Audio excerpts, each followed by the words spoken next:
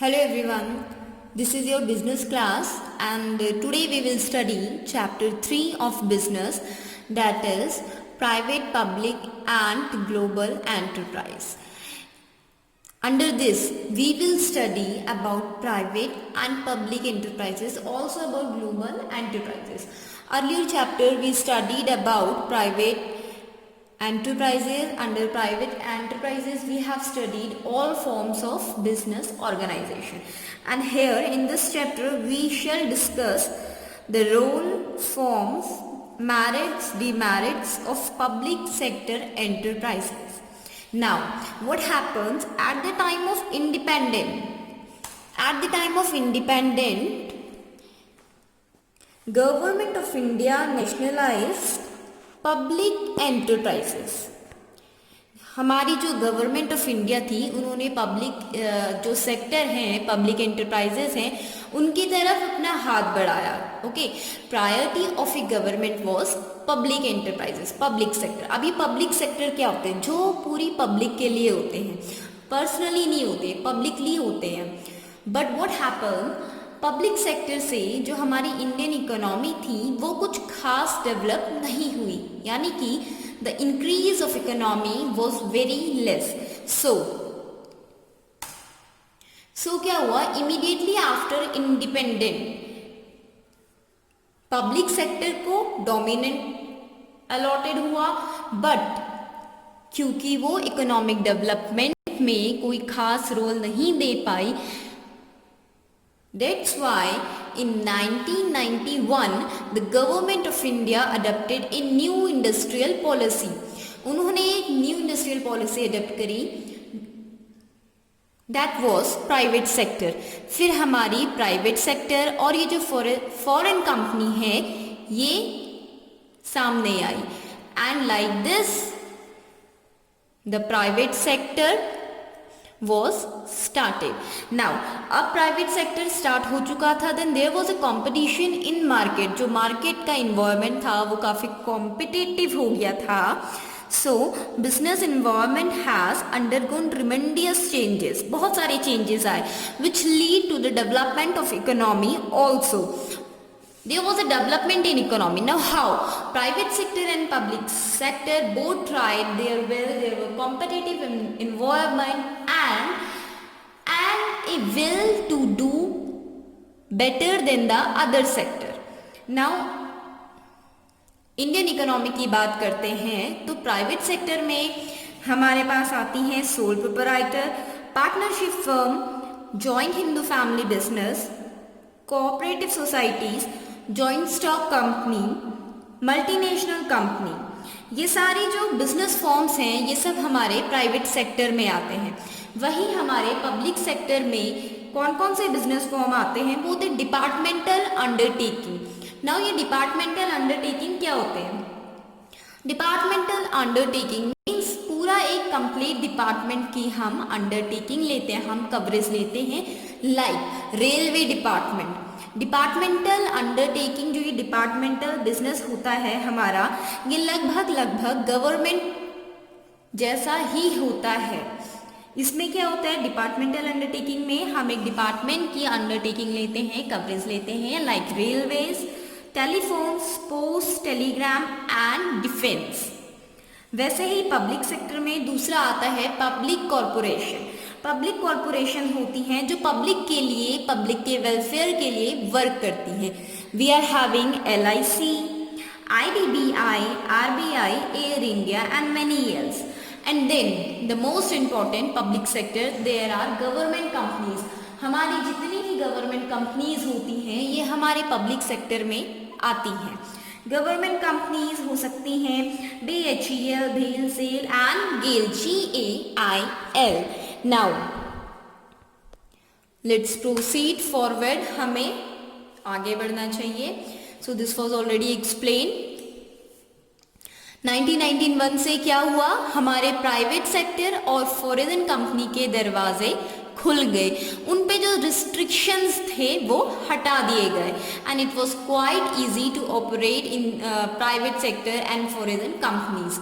सो next हम public sector enterprises को differentiate करते हैं, क्लासिफिकेशन हो चुका है, इसका एक्सप्लेनेशन हम आते हैं डिपार्टमेंटल अंडरटेकिंग में। नाउ डिपार्टमेंटल अंडरटेकिंग ब्रीफ तो मैं आपको समझा चुकी हूँ। जो ये डिपार्टमेंटल अंडरटेकिंग है ये oldest form of public sector enterprise है। पब्लिक सेक्टर एंटरप्राइजेस का सबसे पुराना फॉर्म है, यानी कि सबसे पहले जो पब्लिक सेक्टर होते थे हैं वो क्या करते थे, डिपार्टमेंटल अंडरटेकिंग से अपना बिजनेस करते थे।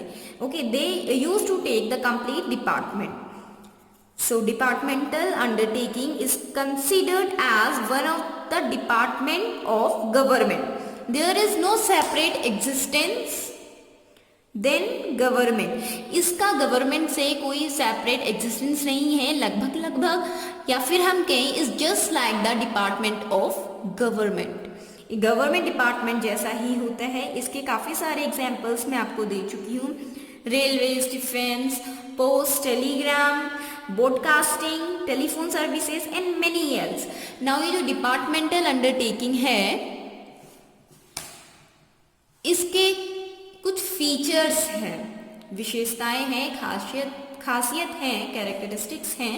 Let us study this. इसका जो फॉर्मेशन है वो काफी इजी है, ये इसका एक एडवांटेजेस है। ओके, द एडवांटेज है कि इसका फॉर्मेशन इजी है। नाउ ये इजी कैसे है? Why? Because registration of is not compulsory, there is no compulsory registration. Now merits में जाते हैं। इसका ओवरऑल कंट्रोल जो होता है वो गवर्नमेंट का होता है। Overall control is of government. Now fully financed by government. ये departmental undertaking this form of business are fully financed by government. Government क्या करती है, इन्हें पूरी तरीके से फाइनेंस करती है। फाइनेंशियली क्या करती हैं, जो भी वर्क होता है इसमें वो सब गवर्नमेंट के थ्रू होता है। Now revenue gets deposited in government treasury. जो भी इसका प्रॉफिट होता है, रेवेन्यू होता है, गेन होता है, all those goes to government. Operated by civil servants. अब इन्हें ऑपरेट कौन करता है? Operate means who work in this departmental undertakings. जो सिविल सर्वेंट्स होते हैं they all operate the departmental undertaking under the head of civil servants. These all departments work. Next है direct control of concern ministry. There is a direct control. Now can be issued by the procedure of suing the government. हम इसे case भी कर सकते हैं departmental undertaking में। कैसे करते हैं? इसका भी procedure same to same as government के जैसा होता है। Let us proceed further. इसके merits. Now merits, what are the good things in departmental? Departmental form of business organisations जो होते हैं, जो ये सेक्टर्स होते हैं, there are many good things in this. Among them the first one is easy formation. Now how there is easy formation? कैसे होता है ये? As the registration of this department is not a compulsory. Second thing है effectively control. Effectively control होता है government का। The control of departmental undertaking is very effective as it is direct and centralised. Control पूरा का पूरा government का होता है, ये इसकी सबसे बड़ी खासियत है, मेरिट है। There is no hindrance in between government and any other person. Why? Because the complete control is of government. Second है third is optimum utilisation of resources. जो ये रिसोर्सेज होती हैं, फंड्स होते हैं, रिसोर्सेज में आते हैं हमारे funds. As financial matters are subjected to ministerial sanction, budget, accounting, audit control. इन सब चीजों से जाकर गो थ्रू करके जो ये फाइनेंस है, फंड है, रिसोर्सेज हैं, हम इस डिपार्टमेंट में लगाते हैं। तो इनका जो यूज होता है वो बहुत प्रॉपर होता है, फुली यूटिलाइजेशन होता है। व्हेनेवर इसकी फंडिंग कहाँ से होती है इस डिपार्टमेंट की? गवर्नमेंट के थ्रू। सो पूरा का पूरा फाइनेंस गवर्नमेंट देती है ना। उसके लिए क्या करते हैं, बजट सैंक्शन होकर आता है, अकाउंटिंग होती है, audit control, everything happens under the control of government and there is a proper utilisation of fund. इस तरीके से इनके सारे जो फंड्स हैं, रिसोर्सेज हैं, उनका ऑप्टिमम यूटिलाइजेशन होता है। Accountability, when we talk about accountability in departmental business, हम जब इसमें अकाउंटेबिलिटी की बात करते हैं तो इस पब्लिक सेक्टर में अकाउंटेबिलिटी क्या होती है? डायरेक्ट पार्लियामेंट्री कंट्रोल होती है। Performance of departmental undertaking can be discussed in parliament. So there is a public accountability.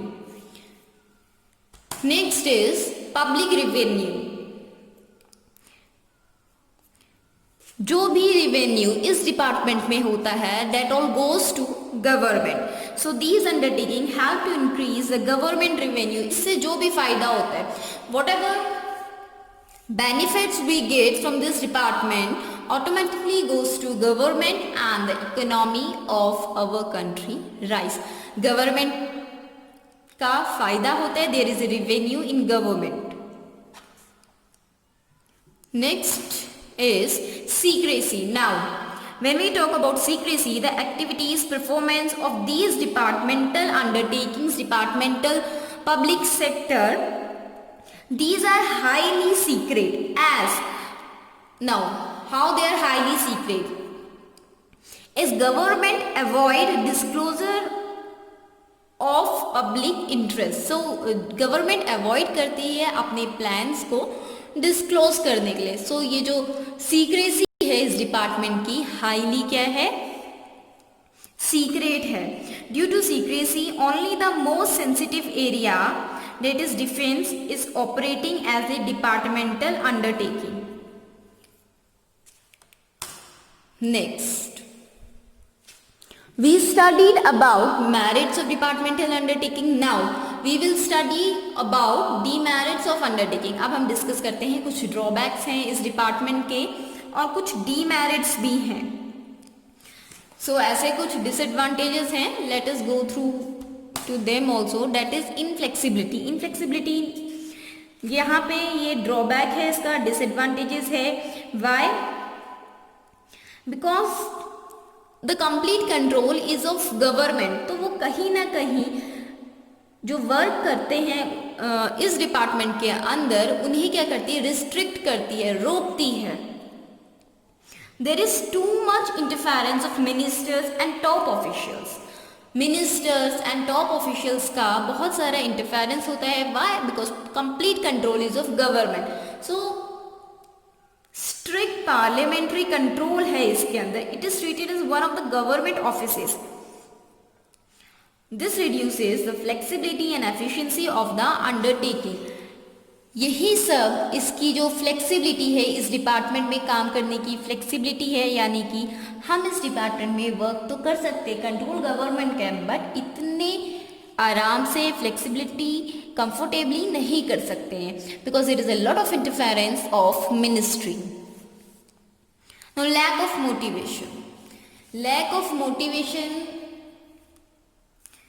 ये जो डिपार्टमेंट ऑफ अंडरटेकिंग है इसके पास have no power to utilize their revenue as these are deposited in treasury. Now इस department से जितना भी revenue आता है ये सीधे गवर्नमेंट पे जाता है. Okay, government of India. Now जो ये डिपार्टमेंट का हेड होते हैं जिसके अंडर ये सारा वर्क होता है, ओके, ओवरव्यू करते हैं, उनके पास कोई रिवेन्यू नहीं रहता है. इसीलिए क्या होता है? लैक ऑफ फाइनेंशियल ऑटोनॉमी होती है. नाउ ये जो डिपार्टमेंट है ये they cannot plan long term investment project as they are subject to budgetary. Now this department cannot plan a long term projects. Why? Because where we need long term investment, huge investment, there this department lacks. Why? Because The revenues are automatically deposited to the government treasury, and this department cannot keep its revenue by itself and even cannot utilize its fund by its own. इस department से जितने भी revenues मिलते हैं ये सीधे के सीधे गवर्नमेंट में डिपॉजिट होते हैं, गवर्नमेंट ट्रेजरी में डिपॉजिट होते हैं। या फिर मैं सीधे तरीके से ये बोलूँ कि जितना भी गेन प्रॉफिट इस डिपार्टमेंट से अर्न करते हैं that totally goes to government, सीधा का सीधा गवर्नमेंट के पास जाता है, डिपार्टमेंट के पास कुछ नहीं रहता है। यही एक रीज़न है कि ये डिपार्टमेंट अपने फंड्स को अपने तरीके से यूटिलाइज नहीं कर सकती है। For utilising any fund they need to ask to government. Now they are not free to use their own revenues. So it has no independence or freedom of utilizing funds in its own way. This is a big drawback of this departmental undertaking. ये इस department का सबसे बड़ा disadvantages है कि वो अपने खुद के फंड्स खुद की फ्रीडम से यूटिलाइज नहीं कर सकते। नेक्स्ट डिसएडवांटेजेस में हम आते हैं वो है insufficient management. Now ineffective management कैसे होता है?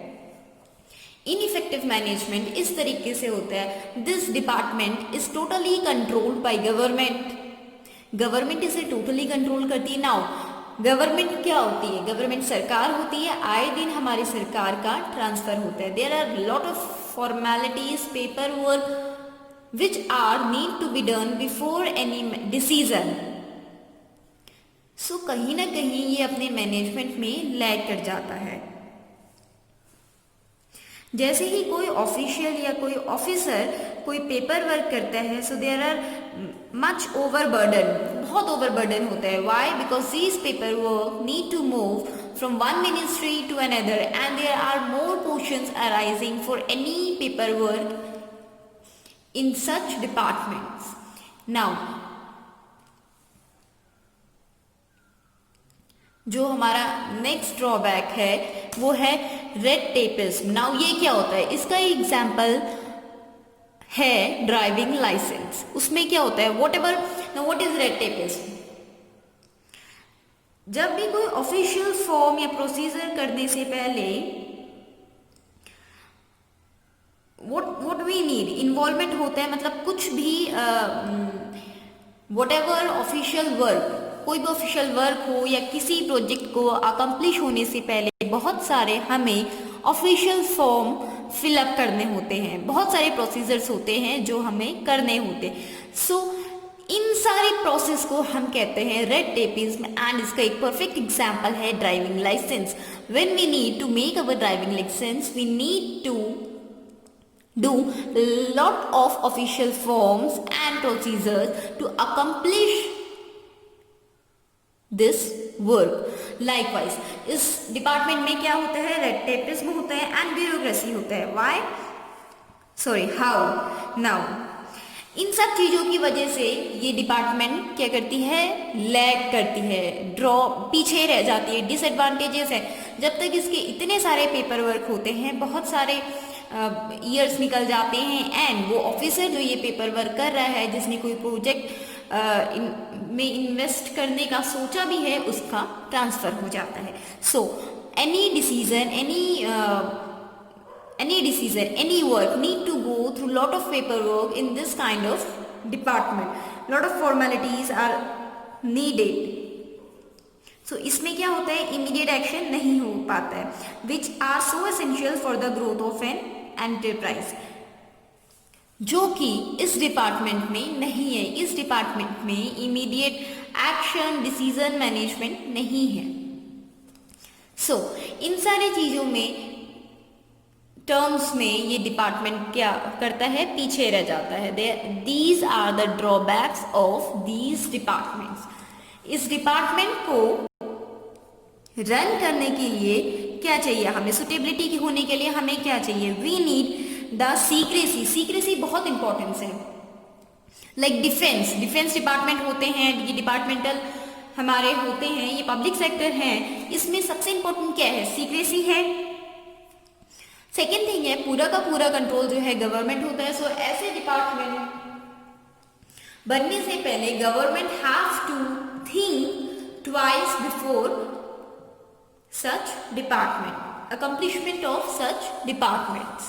Now, इन डिपार्टमेंट्स को अकम्प्लिश करने के लिए ह्यूज इन्वेस्टमेंट इन्वॉल्व होता है, like aircraft, iron, steel, ETC. और ये डिपार्टमेंट सबसे बड़ी सुटेबिलिटी ये होनी चाहिए कि ये डिपार्टमेंट गवर्नमेंट के लिए एक सोर्स ऑफ रेवेन्यू हो। After seeing all these points only the government can accomplish any department like this. So इस चैप्टर में there is much more to study, we have to discuss a lot about other sector, public sector, public corporation, and for that we have to wait for my next video lecture. Till then, thank you and